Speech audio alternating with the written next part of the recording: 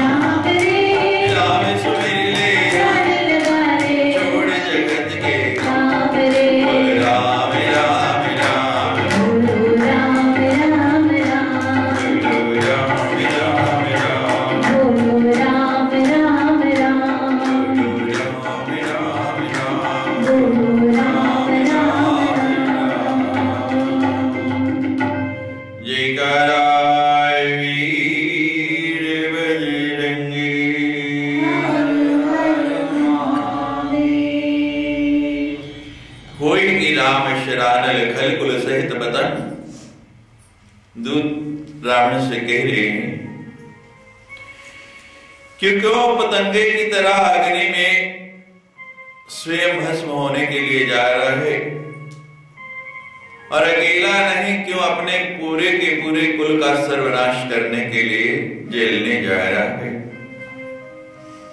कल एक बानर आया लंका को आग लगा गया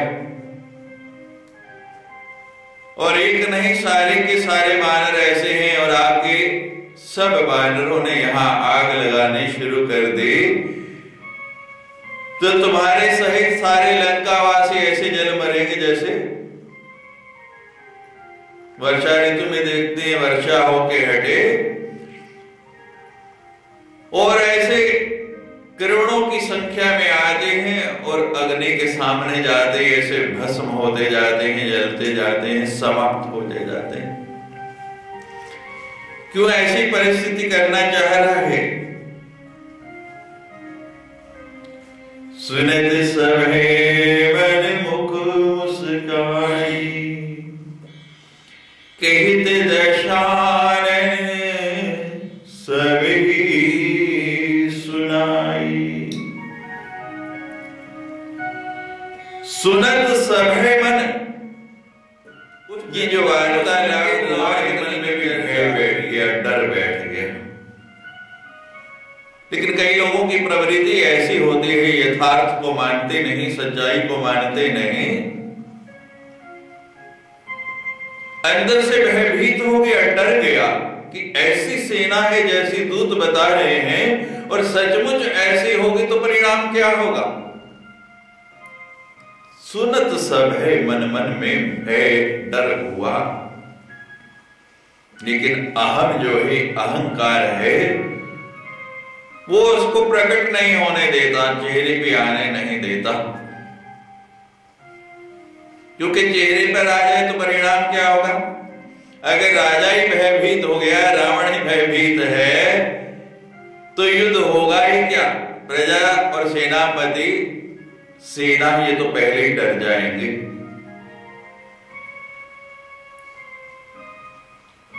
मुख पर उसको प्रकट नहीं होने देता है, मुख पे आने नहीं देता है। इस संसार में यही परिस्थिति हर व्यक्ति की है, मन में और चेहरे पे और। मन में कुछ है, मन की भाव दशा अलग है, लेकिन चेहरा कुछ दर्शाता है, अलग दर्शाता है।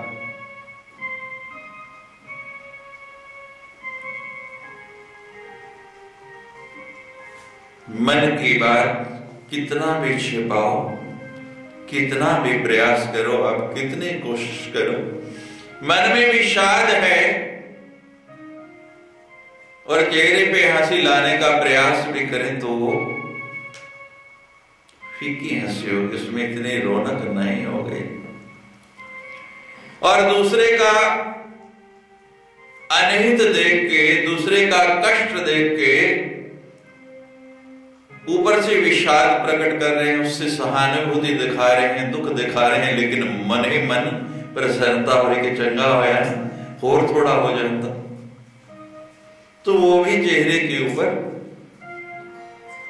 परखने वाला चाहिए। पारखी हो तो झट पड़ जाएगा। दोनों ही प्रवृत्तियां अच्छी नहीं है, दूसरे के लिए नहीं, स्वयं के लिए ये हानिकर है, अपने लिए ये नुकसान देने वाले हैं।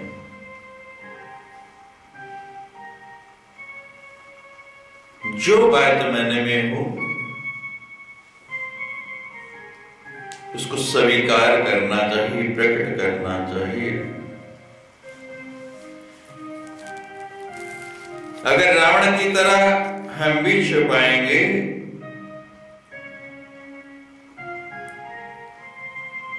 तो वही होगा जो रावण के साथ हुआ।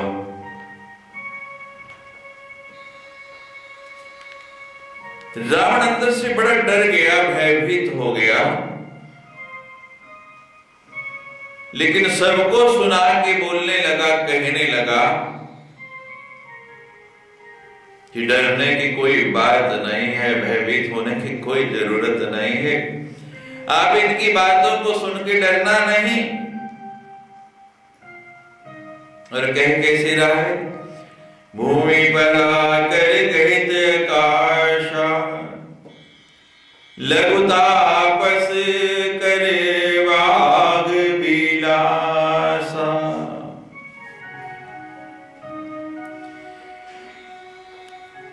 लघु तापस कर वाग विलासा, ये छोटा तपस्वी जो है ना, लघु तापस है, ये जो राम जी का छोटा भाई है लक्ष्मण, ये वाग विलास करने में, बातें करने में बड़ा चतुर है। ये जो पत्रिका भेजी है उसने और जो संदेश भेजा है, ये मात्र वाग विलास है। तुम्हें इससे डरने की जरूरत नहीं, क्योंकि इतना बल है नहीं। इतना बल होता तो अयोध्या छोड़ के क्यों आते, वन भर भटकते क्यों, भरत से जबरदस्ती राज्य नहीं ले लेते। और मैंने सुना है कि जब धनुष भंग हुआ और परशुराम आए तब भी ये बहुत बोल रहा नहीं। लघुताप बाग विलासा।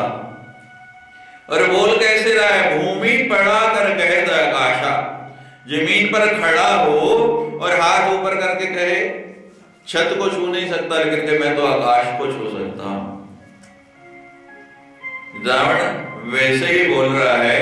अब जमीन पर खड़ा हुआ कोई व्यक्ति कितना भी जोर से चिल्लाए कि मैं आकाश पकड़ सकता हूं, मेरा हाथ आकाश को पहुंच जाएगा, कितना भी ऊपर कर ले, चलो भूमि पर नहीं 2, 4, 10 मंजिलें खड़ी हो जाए, विश्व की जो सबसे ऊंची इमारत है उस पे खड़ा हो जाए, सबसे ऊंचे पहाड़ पे खड़ा हो जाए और कहे मैं आकाश को पकड़ लूंगा, छू लूंगा, तो संभव है?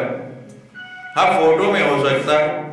हम देखते हैं, आप ताजमहल जाएं तो इतनी ऊंचा उसका गुंबद है, आप नीचे खड़े होकर पकड़ नहीं सकते, लेकिन वो फोटोग्राफर कहता है उन्होंने कुछ स्थान बनाए कि आप यहाँ खड़े होके ऐसे हाथ करो और वो ऐसे कोण से आपकी फोटो खींचते हैं कि फोटो में हाथ आपका उसके गुंबद को छू रहा है। वो तो संभव है, लेकिन ये संभव नहीं जो रावण कह रहा है। वो बात ऐसे ही है, भूमि पर आकर आकाशा। रावण अब भी स्वीकार नहीं कर रहा, अब भी नहीं मान रहा है।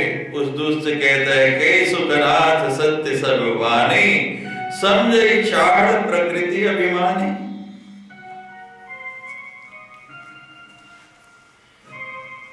क्या दूत अशक, तू जो बोल रहा है इस बात में कोई जान नहीं है। अभिमानी वृत्ति है रावण की, और अभिमानी व्यक्ति जो है अपनी वृत्ति जल्दी से छोड़ता नहीं। अहंकार क्या है? आपको उस दिन सुनाया था कि जो बुखार 106 डिग्री से ऊपर पहुंच जाए फिर वो जल्दी से उतरता नहीं। जो जल भाप बन के आकाश में उड़ गया वो नीचे आने वाला नहीं, नीचे नहीं पहुंचेगा। और रावण का तो तापमान, उसका पारा तो है ही ऐसा, एकदम क्रोध में आ जाना है कि तू क्या झूठ बोल रहा है, उसको स्वीकार नहीं करता है। और वो दूत बार बार कहता है महाराज आप अपने इस क्रोधी स्वभाव को छोड़ दीजिए। सुनो वचन मम परिहरे क्रोधा, कि महाराज मेरी इन बातों को सुन के आप अपना क्रोधी स्वभाव छोड़ दो, अपने क्रोध का त्याग कर दो। मेरी बातों को जो मैंने कहा है और इस पत्र में लिखा है वो 100% सत्य है, इसमें कोई शंका नहीं। कोई भी मैंने इधर उधर बात नहीं की, जो इन आंखों से देख के आया हूं, जो अनुभव करके आया हूं, वही मैं आपको बता रहा हूं। नाथ राम सन तजो विरोधा, दशानन आप भगवान के साथ विरोध त्याग दो, भगवान से वैर मत लो। अब भी समय है, अब भी जीत जाओ। बचपन खेला खेल खेल में, भरी जवानी सोया और देख बुढ़ापा, अब क्यों सोचे क्या पाया क्या खोया। व्यक्ति बूढ़ेपन में तो सोचने लगता है, लेकिन यहां तो रावण अब भी नहीं सोच रहा। अब भी चेत जा, वो कहेंगे नहीं मुझे तो अभी नहीं चेतना। दूत फिर कहता है महाराज मैं पास होके आ रहा हूं, मैं देख के आ रहा हूं, अधिको मेरे रघुवीर स्वभाव, जद भी अखिल लोक कहरे राऊ। महाराज मैंने देखा है भगवान का स्वभाव कितना कोमल है, और कोमल नहीं अति कोमल, अति कोमल है। रघुवीर स्वभाव। भगवान का स्वभाव बहुत कोमल है।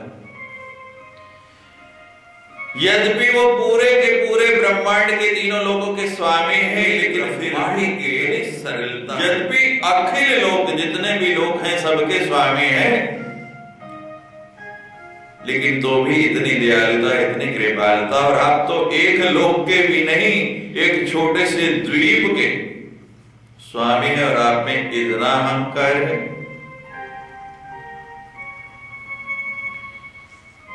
हमारे पास थोड़ा सा आ जाता है, हम थोड़ा पा लेते हैं तो कितना अहम हो जाता है।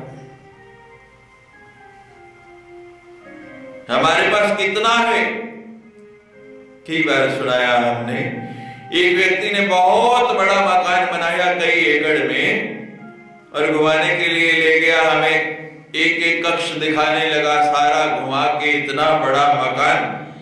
हम तो घूमते घूमते भी थक गए महाराज, टांगे दुखने लग पड़ी। आके बैठे ड्राइंग रूम में, चाय वाय मंगवाई। अब चाय पी के थोड़ी जान में जान आई। सुबह से लेफ्ट राइट कर रहे थे, पूरा दिन लग गया उसका मकान घूमने में। और आके हम जहां बैठे उसके पास ही मेज के ऊपर एक ग्लोब पड़ा था। जानते हैं ग्लोब क्या होता है? जिसमें दुनिया का नक्शा होता है। तो आप उस ग्लोब को घुमा रहे थे तो सेठ जी भी आ गए, महाराज और कोई सेवा? हमने कहा आपने बहुत सेवा की, सुबह से कर रहे हैं, कोई कमी नहीं रही, लेकिन ये क्या है? ये जो कहते महाराज आपको नहीं पता। मैंने कहा नहीं हमें नहीं पता, बताइए ये क्या है। कहने लगे ये महाराज दुनिया का नक्शा है। मैंने कहा अच्छा, दुनिया का नक्शा है तो इसमें भारत भी होगा? कहते हाँ महाराज। हमने कहा भारत कहाँ है? दिखा दिया महाराज, इतना सा भारत, इतना बड़ा ग्लोब था और इतना सा भारत। हमने कहा इस भारत में आपका नगर भी होगा जम्मू? कहते हाँ महाराज जम्मू भी है। हमने कहा बताइए। वो महाराज जम्मू कश्मीर इतना सा देखा, उसमें जम्मू इतना सा देखा। हमने कहा इसमें आपका घर भी दिखता होगा? कहते नहीं महाराज ये कैसे दिखाई दे सकता है। हमने कहा उसी को आप बड़ा बड़ा कह रहे हैं। आप अपने इतने से घर को जो इस विश्व के नहीं, भारत के नक्शे में नहीं, जम्मू कश्मीर के नक्शे में भी दिखाई नहीं दे रहा है, वहां भी ढूंढना मुश्किल है, उसको आप इतना बड़ा कह करे और बड़े ना बोले तुलसी ऐसे दास का लाख टका है मोल। बड़ा वो जो अपनी बड़ाई ना करे, वो बड़ा नहीं कि जो बड़ाई करता है, जो बड़बड़ करता रहे वो बड़ा नहीं। भगवान जो है अखिल लोकों के स्वामी, यद्यपि अखिल लोक कर रहा हो, यद्यपि सारे के सारे लोगों के स्वामी होते हुए भी इतने कृपालु हैं, उन्होंने कभी नहीं कहा कि मैं इतना बड़ा। और आप छोटे से द्वीप के होके अपने आप को बार बार कह रहे हैं। अब भी चेत जाइए, अब भी जाग जाइए, अब भी मान जाइए। मिलत कृपा तुम पर प्रभु करही, उर अपराध नाय एको धरहि। मिलत कृपा, भगवान मिलते ही आपको कृपा कर देंगे। मिलत कृपा तुम पर प्रभु करेंगे। बड़ी सुंदर कृपा ये है। ये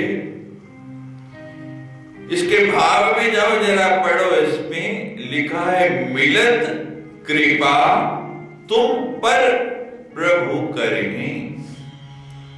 और सुंदरकांड में इसका बहुत सुंदर सुंदर वर्णन आया है, बहुत जगह आपने पढ़ा। सन्मुख होई जीव मोहि जबि, कहा ना विष्णु को।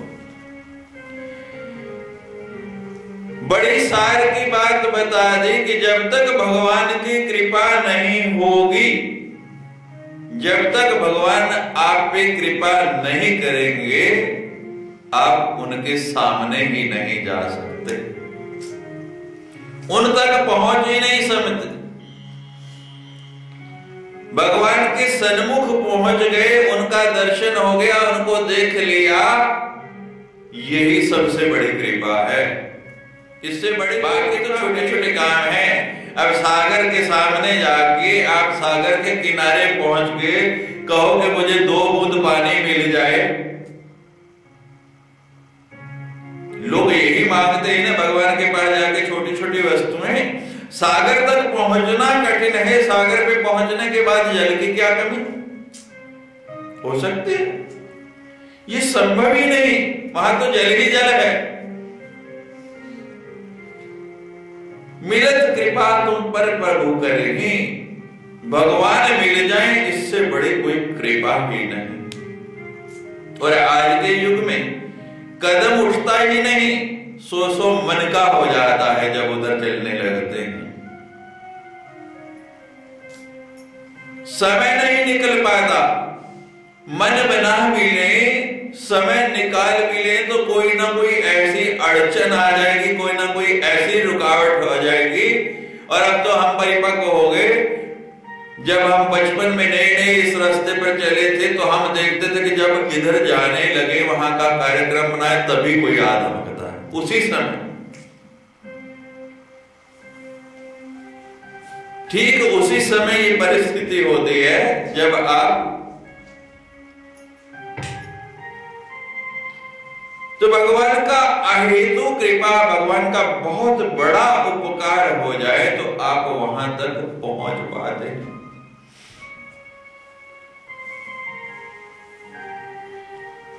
आज शाम को ही हम चर्चा कर रहे थे, हमारा एक बालक वैष्णो देवी गया परसों रात्रि को, दर्शन करके आया। परसों मौसम भी खराब था, वर्षा हो रही थी।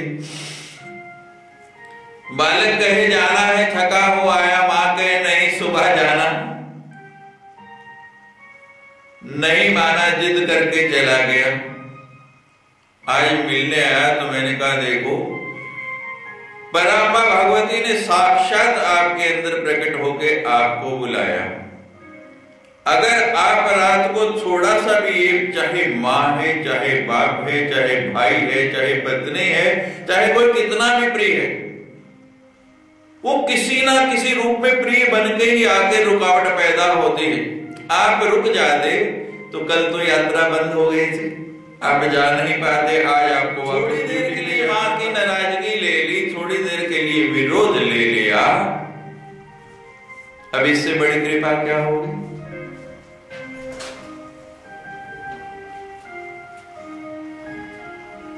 लोग कहते हैं भगवान मिलेगा, दर्शन होगा तो कृपा होगी। हम कहते हैं कि उसका दर्शन हो जाए यही कृपा है, इससे बड़ी कोई कृपा नहीं। आप घर से उठ के उसके सामने आ गए, कुछ कहने की जरूरत नहीं, वो बाद की बात है, यही बहुत बड़ी उसकी कृपा हो गई कि आप 1 घंटे का समय निकाल के यहां पहुंच गए। तेरा आना ही काफी है, बाकी तो बाद की बात है। तो वो दूत कह रहे हैं मिलत कृपा तुम पर प्रभु करही, उर अपराध न एकव धरही। ये संसार के व्यक्ति हैं, ये संसारी व्यक्ति का मानस है, उसकी वृत्ति है कि जब कोई सामने आ जाए तो उसके अपराधों को गिनता है। लेकिन भगवान की तो वृत्ति ऐसी है कि जो सामने आ गया फिर कोई अपराध नहीं। और हम तो संसार में भी देखते हैं, बहुत से गिले शिकवे होते हैं, बहुत से मतभेद होते हैं, लेकिन सामने आके खड़ा हो गया, मिलने लगे तो अगर आपकी साधु वृत्ति है तो सब बातें भूल जाते हैं, गले लग जाते हैं।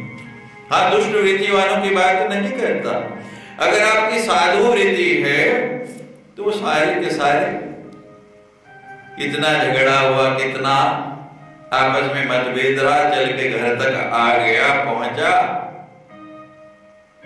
सब खत्म हो जाता है। और वो तो ईश्वर हैं, जगत के मालिक हैं। वो करे उर अपराध ना एक उधर नहीं, फिर वो एक भी अपराध नहीं देखते कि चलो किए होंगे, हो जाते हैं सबसे, लेकिन चल के आ गया, मेरे पास आ गया, तो अब वृत्ति सुधर गई, अच्छी बन गई। जिनक सुता रघुनाथ दीजे, इतना कहा मोरे प्रभु कीजे। जनक सुता, और तो किसी राम का और राम का विरोध। आप सीता को हर के लाए, सीता को आपने रखा हुआ केवल इसी बात पे विरोध है। आप सीता को वापस दे दीजिए, विरोध खत्म, झगड़ा ही खत्म हो जाएगा। और आपके यहां कोई कमी, एक से एक सुंदर रानी है। कहते हैं सीता कुछ भी सुंदरी नहीं थी जितनी मंदोदरी सुंदर थी। मैंने सुनाया था आपको जब ये विषय आया था, जब हनुमान जी लंका पहुंचे तो ऊपर घूमते घूमते रावण के महल के ऊपर से गुजरे पहले और मंदोदरी को देखा तो भगवान ने बताया जैसा रूप के बहुत सुंदर है। देखा तो उसी पे कहने लगी तो बहुत सुंदर स्त्री है, कहीं यही सीता तो नहीं।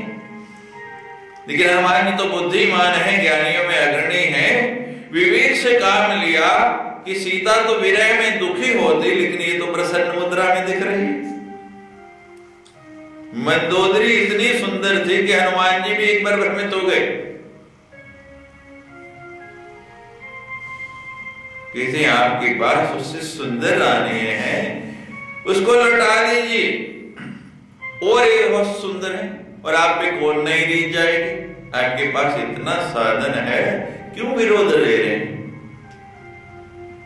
इतना कहा मोर प्रभु कीजिए कि हे रावण, मैं और कुछ नहीं कहता, आपसे कुछ नहीं मांगता। अगर मैंने जीवन भर आपकी सेवा की है, आपने इतना मेरे ऊपर विश्वास किया, ये भेद लेने के लिए मुझे सेनापति बना के भेजा, तो मेरी इतनी बात आप मान लीजिए, जानकी को सीता को वापस लौटा दीजिए, आपका और पूरे लंका वासियों का कल्याण हो जाएगा। लेकिन रावण को तो अहम चढ़ा है, माने ही कैसे। जब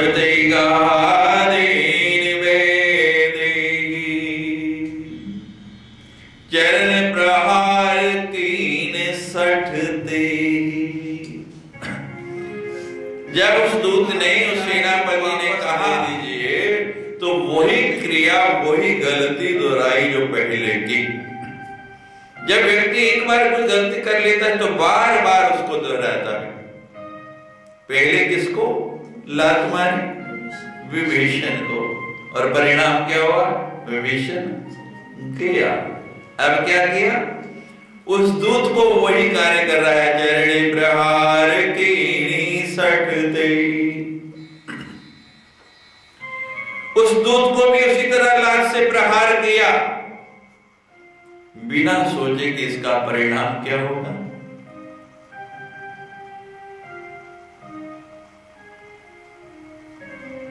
पर वही परिणाम हुआ जो पहले होना था। नाई चरण सिर चला सुता, कृपा सिंधु रघुनायक जान। जिस चरण से प्रहार किया, जिस टांग से मारा, उसी चरण को प्रणाम किया, रावण को नहीं किया। जब व्यक्ति की वृत्ति शुद्ध होने लगती है, जब वृत्ति बदलने लगती है, तो उस चरण का उपकार मानना है कि मेरा फर्ज था, मेरा कर्तव्य था। रावण का नमक खाया है मैंने, रावण की यहां नौकरी करता हूं, इतने समय से रहा, तो नमक मैंने चुकाया, आगे सही समाचार दिया, नहीं तो वो गया भगवान की शरण में छोड़ के आता।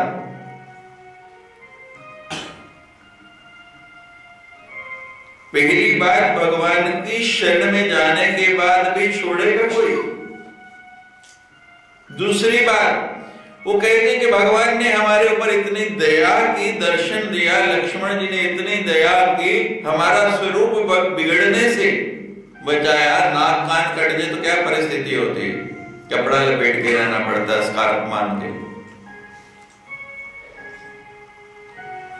हमें करूप होने से बचाया, तो फर्ज बनता है उसका कार्य करें। और लक्ष्मण जी ने कार्य सोचा, रावण कर दी जो यह बाती, वो पत्र भी पहुंचाना था, सेवा भी हो गई, अपने नमक का कर्ज भी चुका दिया, अब काम बुरा हो गया।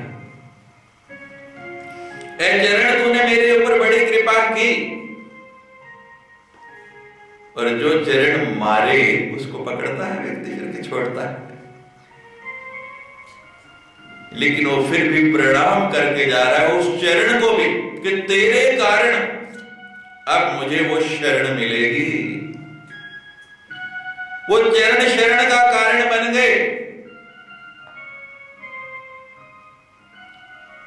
उस चरण को नमस्कार किया, हाथ जोड़े, कहते अब रावण को नमस्कार करने की जरूरत नहीं।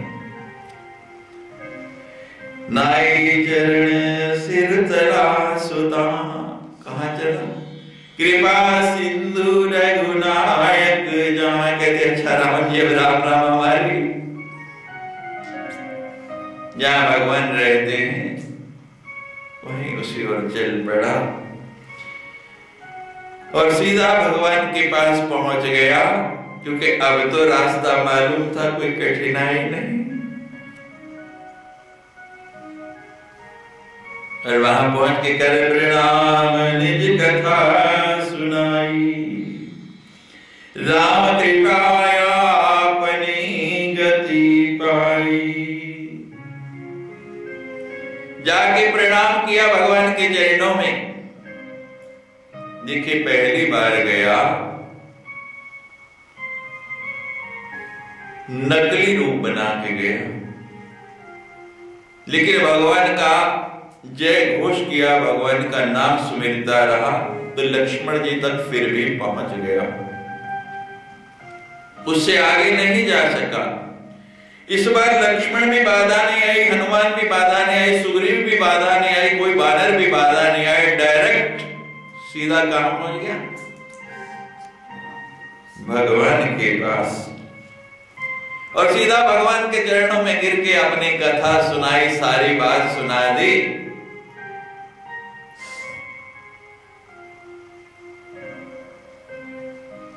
कि महाराज लक्ष्मण ने पत्र दिया, संदेश दिया, मैंने जाके रावण को सुनाया,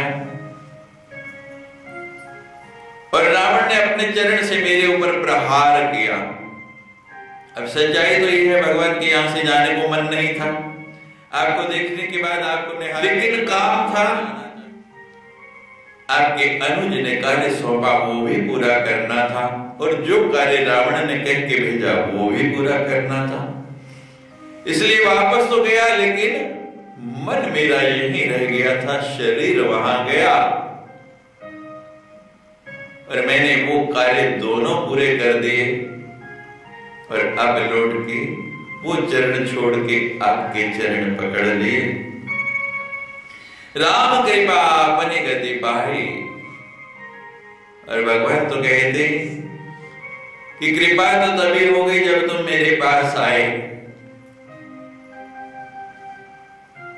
आपने गति पाई, अब अपने असली स्वरूप में आ गया। राक्षस कोई आकाश से नहीं गिरते हैं, हम लोग ही जो गलत कार्य करते हैं, अगले जन्म में हमें राक्षस होना पड़ता है, हम ही राक्षस बनते हैं। किसी संत का, किसी ऋषि का, किसी मुनि का, किसी ब्राह्मण का कोई अपकार कर दिया, कोई अच्छा कार्य कर रहा है, शुभ कार्य कर रहा है, उसमें जाके रुकावट बने, उसमें बाधा डालने का प्रयास किया तो ऋषि संत महात्माओं का श्राप लग जाता है। उस श्राप के परिणाम स्वरूप हम अपनी जो देह है, हमारी जो गति है, उसको छोड़ देते हैं। हमें राक्षस की, किसी जानवर की ऐसी ऐसी गति प्राप्त हो जाती है। तो जब वो श्राप का समय समाप्त होता है तो पुनः हम अपने निज स्वरूप में आ जाते हैं। हमारे इतिहास पुराण ऐसी कथाओं से भरे पड़े हैं। तो वो भी साधु वृत्ति वाला व्यक्ति था, अपराध हो गया था। अगस्त ऋषि अगस्त की साप भगवान ने, उसका श्राप था। उस श्राप के कारण राक्षस योनि मिल गई। आज वो श्राप का समय पूरा हो गया और बुरे काम करते करते अच्छा काम किया कि भगवान का संदेश जो है रावण तक, दुष्ट तक जाके पहुंचा है। यह बड़ी सुंदर बात आई है। और कोई अच्छा काम नहीं कर सको तो ये तो करो कि भगवान का सर्वजन होता है, कोई कीर्तन होता है,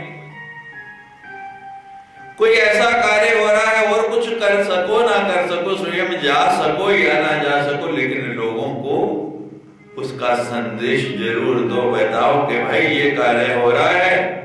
और शास्त्रों में लिखा है, मैंने कई बार आपको कथाओं के पहले दिन अक्सर मैं सुनाता हूं कि आपका कोई नुकसान नहीं, कोई आया नहीं, लेकिन आप जितने लोगों को सूचना देंगे, जितनों को बताएंगे, उसका फल आपको निश्चित रूप से प्राप्त होगा। शायद मेरी बात पे आपको विश्वास नहीं आता रहा होगा, लेकिन यहां सुंदरकांड में स्पष्ट लिख दिया है।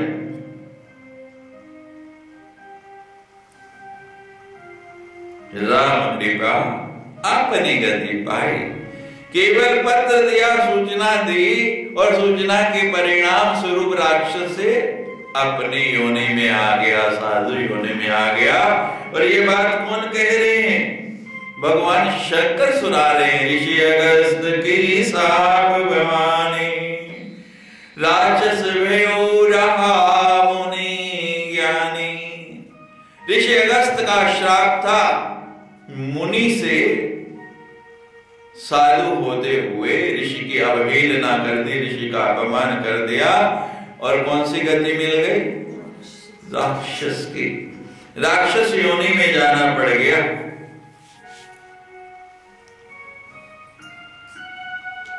बंदिरा बदबारही बारा, मुनि निज आश्रम कहूं पग धारा। भगवान राम के चरणों में बार बार बार बार प्रणाम करता है और वही गाता है जो आज आप प्रारंभ में गा रहे थे, मेरे तन में राम, मन में राम, रोम रोम में राम। और अब रावण के यहाँ नहीं, जहां अपना आश्रम है, अपने आश्रम की ओर प्रस्थान किया, अपने आश्रम में गया। कौन ये मुनि था, ये कल की चर्चा रहेगी।